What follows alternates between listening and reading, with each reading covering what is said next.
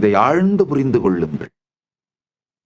அதாவது பயங்கள் உருவாகும் பொழுது உங்க சுவாசம் இயற்கையாகவே என்ன மந்திரத்தை ஜெபிக்கிறதுன்றதை ஆழ்ந்து பாருங்க. நீங்க கேட்கலாம், என்ன சாமி சொல்லிட்டு இருக்கீங்க, பயம் வரும்போது எங்க இருக்கன்னு எனக்கே தெரியாது, பதறி அடிச்சுட்டு காணாம போயிடுறேன், என்ன பண்றேன் எனக்கே தெரியாது, அந்த நேரத்துல உட்காந்து சுவாசம் பண்ணு, பிராணாயாமம் பண்ணு, அஜபாஜபம் பண்ணு. ஆரம்பியுங்கள்.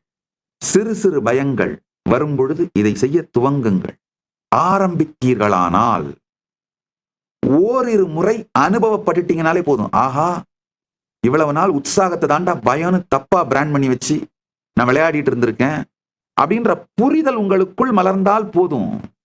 அந்த ஸ்ரத்தை வந்து விட்டால் போதும். அதுக்கப்புறம் எதை வேணா ஹேண்டில் பண்ணிடுவீங்கயா. நம்ம உபனிஷத்துல ஒரு அருமையான ஒரு கதை, கடோபனிஷத் படிச்சிருந்தீங்கன்னா புரியும். படிக்கலன்னா தயவு செஞ்சு கொஞ்சம் டைம் எடுத்து, நீங்க புக்கெல்லாம் வாங்குறதுக்கு டைம் இல்லைனாலும் கவலைப்படாதீங்க, ஏஐல போய் படிங்க. ஆஸ் நித்யானந்தாவில் உபனிஷத் மாடல் இருக்கு. சும்மா 5 நிமிஷத்துல நீங்க சொல்லுங்க ஏஐட்ட, அப்பா எனக்கு ரொம்பலாம் டைம் இல்லை, இந்த சாமியார் சொல்லிட்டாரு, சரி போனா போகுது, 10 லைன்ல கடோபனிஷத் பத்தி சொல்லு அப்படின்னு கேளுங்க. இந்த கதையை அழகா சொல்லிடும். இல்ல எனக்கு 10 நிமிஷம் அளவு டைம் இல்லை, 10 லைன்ல சொல்லுன்னு கேட்டாலும் சொல்லிடும். நச்சிகேதன் ஒரு குழந்தை யமனை காணச் செல்கிறது. அந்த குழந்தை ஸ்ரத்தா விவேச்ச, உபனிஷத்தை தான் சொல்லுது, ஸ்ரத்தையினால பொசஸ் பண்ணப்பட்டதனால், பேய் பிடிக்குதுன்றல பொசஸ் பண்ணுதுன்னு, அது மாதிரி அவன் ஸ்ரத்தையாலே பொசஸ் பண்ணப்பட்டிருந்தானா. ஸ்ரத்தையினால் பொசஸ் பண்ணப்பட்டதனால, பரமசாந்தத்திலே அவன் நிலை பெற்றிருந்ததனால, யமனை பார்க்கும் பொழுது கூட அவனுக்கு பயமோ, அவனுடைய காக்னிட்டிவ் இன்டர்பிரிட்டேஷன், யமனை பயம் அப்படின்னு காக்னைஸ் பண்ணாம உற்சாகம்னு காக்னைஸ் பண்ணதுனால யமனை கூட அவன் இயமனாக பார்த்தான். பிரபஞ்சத்தின் இயமத்தை நடத்துகின்றவர், அவரிடமிருந்து நம்மால் என்ன கற்றுக்கொள்ள முடியும் என்று கற்றுக்கொள்ள துவங்கினான். யமன் பரம ஞானத்தை, பரம அனுபூதியை அந்த குழந்தைக்கு அளிக்கின்றான். அது ஒரு அழகான தத்துவம். மரண பயத்தை கூட ஸ்ரத்தையோடு பரமசாந்த நிலையிலிருந்து அணுகினீர்களானால் மரணம் மரணமில்லா பெருநிலையை அழித்து விட்டு சென்று விடும். மரணம் மரணமில்லா பெருநிலைக்கான துவாரம். ஒரே ஒரு சின்ன மாற்றம் தான், உங்களுடைய காக்னிட்டிவ் இன்டர்பிரிட்டேஷன் மாறணும், அவ்வளவுதாங்க. இப்ப வாழ்க்கையில் இருக்கிற சின்ன சின்ன பயங்கள்ல இருந்து ஆரம்பிச்சீங்கன்னா மெதுமெதுவா மரண பயம் வரைக்கும் அத்துணையுமே நம்மால ரொம்ப அழகா காக்னிட்டிவ் மிஸ்இன்டர்பிரிட்டேஷனான பயம்ன்ற இன்டர்பிரிட்டேஷன் கொடுக்காம பார்த்து விட முடியும். பயத்தால் உங்களை பயமுறுத்த முடியவில்லை என்றால் யாவானாலும் உங்களை ஏதும் செய்ய முடியாது. என்னை அழிக்க நினைக்கின்ற, என்னை எதிரியாக நினைக்கின்ற என் எதிரிகளுக்கெல்லாம் இருக்கின்ற ஒரே பிரச்சனை என்னன்னா, என்னை பயமுறுத்த முடியலையேடா. ஆக்சுவலா நான் ஒரு பயந்தா மாதிரி நடிச்சேன்னா கூட போதும், அவங்களுக்கு ஒரு திருப்தி வந்துடும். பயத்தை எனக்கு காட்ட முடியலையேன்ற அந்த கடுங்கோபம் தான் அவர்களுடைய தாக்குதலை அதிகமாக்கிட்டே போறாங்க. அது எப்படா ஒருத்தன் பயம் இல்லாம இருக்க முடியும்? நானா எங்க குலடே, நான் ஒரு கோயில் பரதேசி, என்னையெல்லாம் எங்கடா பயமுறுத்த முடியும், போங்கடா போங்கடா அப்படின்ட்டு உட்காந்துட்டு இருக்கேன். நான் ஒரு கோயில் பண்டாரம்.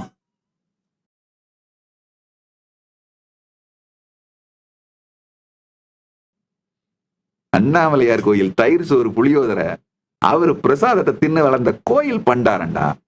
எங்க மசில் மெமரியில எல்லாம் பயோ மெமரியிலயோ காக்னிட்டிவ் இன்டர்பிரிட்டேஷன்ல பயம் எல்லாம் வராதுரா. போங்கப்பா போங்கப்பா, அடுத்த வீடு பாருங்கப்பா, வேற யாராவது இருந்தா போய் அவங்கள போய் பாருங்கப்பா, பயமுறுத்துறதுக்கு வேற யாராவது போய் பாருங்கப்பா. மத்தவங்களை பயமுறுத்தி பயமுறுத்தி வாழறவங்களுக்கு அது ஒரு அடிக்ஷன் மாதிரிங்கயா. யாரு நம்மளை பார்த்தாலும் பயப்படணும், இல்லைன்னா அது எப்படி நீ பயப்படாம இருக்கலாம்? போயா போயா, நான் கோயில் பண்டார, நான் கோயில் பரதேசியா, என்னெல்லாம் பயமுறுத்த முடியாதுயா.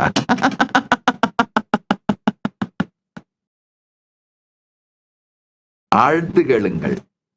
ஜஸ்ட் உங்களுக்குள்ள பயங்கள் பொங்கும் பொழுது பிசியலாஜிக்கலா உடம்புக்குள்ள என்ன நடக்குதுன்னு பார்த்து, உங்க காக்னிஷன் அதை பயம்னு பிராண்ட் பண்ணாம அப்படியே பார்த்து அந்த நேரத்துல உங்களுடைய சுவாசம் இயற்கையாக என்ன என்ன சப்தத்தை, என்ன பீஜத்தை, என்ன சிலபல கிரியேட் பண்ணுதுன்னு பாருங்க.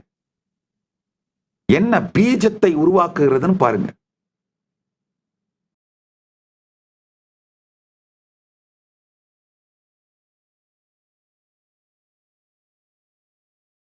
நான் சொல்லிக் கொடுக்க கூட விரும்பல. சில பேருக்கு சுவாசம் உள்ள இழுக்கும் போது சான்னு போகும், ஆம்னு வரும். நீங்க கண்டுபிடிங்க. அதுதான் அஜபாஜபம். இந்த அஜபாஜபத்துல மட்டும் இருங்கய்யா. எந்த பயமும் உங்களுக்குள்ள ஒண்ணும் பண்ண முடியாது. பயம்ன்ற காகனேஷனே இருக்காதுங்கய்யா. அப்ப என்ன ஆகுதுன்னா, ரியாலிட்டிக்கு என்ன, இப்ப பாம்பு வந்தா என்ன முடியும், கரெக்டாக ஒதுங்குவீங்க. ஆனா வாழ்க்கை முழுக்க பாம்பையே நினைச்சு நடுங்கிட்டு இருக்க மாட்டீங்க.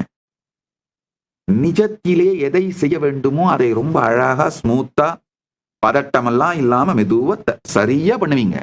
ஆனா எந்த காலகட்டத்திலையும் உங்களை பயம் டேக் ஓவர் பண்ணிட முடியாது. உங்களை தன்னிலை பிழற வைக்க முடியாது. தன்னிலை தாழாமையும் தாழ்ந்த கால் உயிர் வாழாமையும் மானம் எனப்படும்னு வள்ளுவர் சொல்றாரு பாருங்க.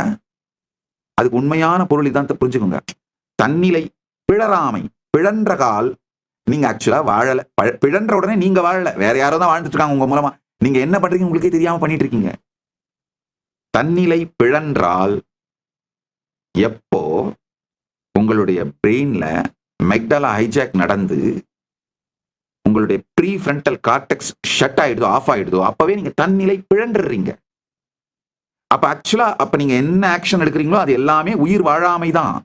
நீங்க ஆக்ஷன் எடுக்கல. அமெக்டலா ஹைஜாக் நடக்காம உங்க வாழ்க்கையை வாழ்ந்தீங்கன்னாலே சரியான முடிவுகளை பொறுமையா எடுத்துக்கிட்டே போயிட்டு இருப்பீங்க. இப்ப அவங்க என்னுடைய எதிரிகள் என் மேல நடத்தின தாக்குதல்ல இருந்து நான் ஒன்னும் என்னை காப்பாத்திக்காம இல்ல, காப்பாத்திட்டேன். கரெக்டா சரியான முடிவு எடுத்தேன். ஆனா ஒரு வினாடி கூட பயத்தால் ஆட்கொள்ளப்படவில்லை. அதனாலதான் சரியான முடிவுகளை பொறுமையா பரமசாந்தத்திலிருந்து எடுக்க முடியுது. பரமசாந்தத்திலிருந்து இயங்க துவங்குங்கள். பரமசாந்தத்தில் இருக்க துவங்குங்கள். நீங்க நினைக்கிறதை விட, கற்பனை பண்ணுவதை விட கோடி மடங்கு சாதிப்பீர்கள். கோடி மடங்கு சாதிப்பீர்கள். சூழ்நிலை, நபர்கள், சமூகம், இந்த எல்லாவற்றை பற்றியும் ஆழமான தெளிந்த சுத்த புத்தியினால் அறிந்து கொள்ளப்படுகின்ற இந்த சர்வஞத்துவம், பேரறிவு உங்களுக்குள்ள ஒளிர்ந்துகிட்டே இருக்குங்கய்யா. மீண்டும் ஒருமுறை கதவை திற, காற்று வரட்டும். பகவான் ஸ்ரீ நித்யானந்த பரமசிவம் அருளும் சிறப்பு நீரலை சத்சங்கம்.